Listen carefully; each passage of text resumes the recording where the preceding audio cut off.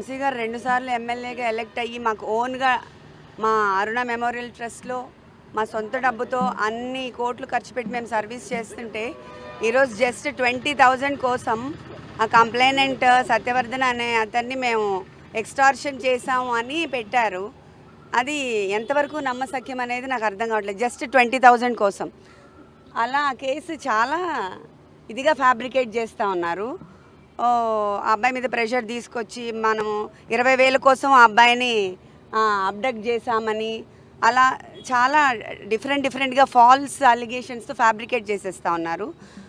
And మనము ఇక్కడ police threat ఉంది, ఫిజికల్ థ్రెట్ ఉంది, అవన్నీ మనం చెప్పాము. ఇక్కడ వంశీ గారికి ఆ టెయిల్ బోన్ ఫ్రాక్చర్ ఉంది, అందరికీ తెలుసు.